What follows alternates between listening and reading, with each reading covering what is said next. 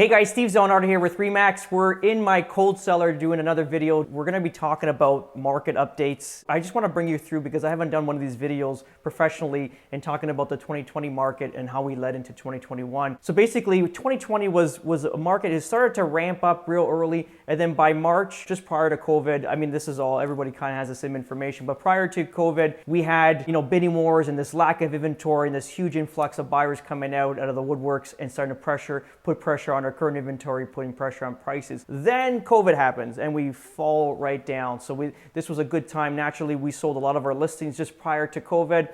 We sat tight and we started, obviously because it was a global pandemic, we had no information how deadly the virus was. Market came to a halt and started to creep up very slowly. And you started to see houses get on the market and starting to sell 10, 20 days, and it started shimmering down. And I think by time we got out in April, May, it was literally sort of ramping up into the current market that we're seeing now in 2020. Right through May, June, July, we started seeing like nice consistent market where houses were getting listed and getting sold. There wasn't too many bidding wars, maybe a few on maybe very unique, very particular properties, but bidding wars weren't scheduled like they were today. So we kind of looked at the market where we missed a month. So basically fall was summer, summer was spring. So we kind of got pushed back through this whole time. And then by the time we got to, let's say, October, November, the market started heating up. And this is what's leading us into January. I mean, November and December were on fire. I remember the only amazing, really, really good deal we did was on Christmas Eve. Consecutively, every year for 10 years, I do a deal on Christmas Eve, which is fantastic.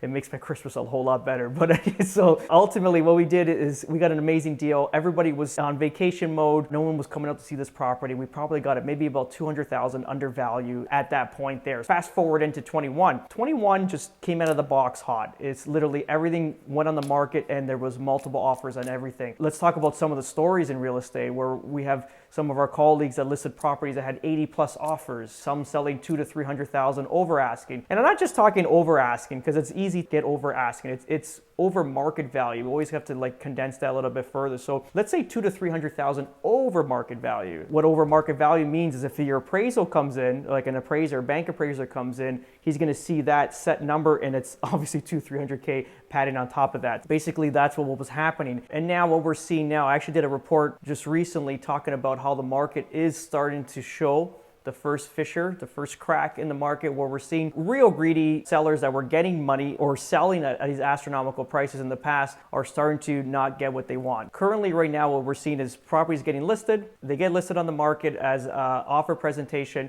And what happens is on the offer presentation date, I'm sure they're getting offers, but they're not getting what they thought they were going to get. What those sellers do will terminate that listing, put it back on the market at a higher price, and that's starting to come now. I had a conversation today with another colleague of mine. We finally hit our ceiling point. So even as a professional real estate agent, we're going to be able to hedge more on bidding wars. Basically, hit our ceiling. We're not going to pass that ceiling. And then when we're bidding on properties, we're going to be bidding safely in favor of our clients. So that's going forward.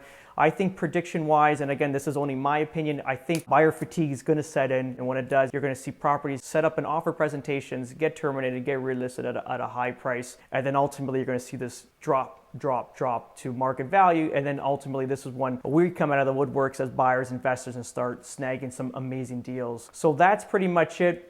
I mean, obviously we don't have the crystal ball. It can continue on forever. We don't know. But ultimately, looking at data from 2017, we will have some buyer fatigue at some point. When, we don't know. And that's it, guys. If you have any questions, please reach out, like, subscribe, and share this video if you found it interesting. And we're going to hit you up with another one very shortly. Ciao.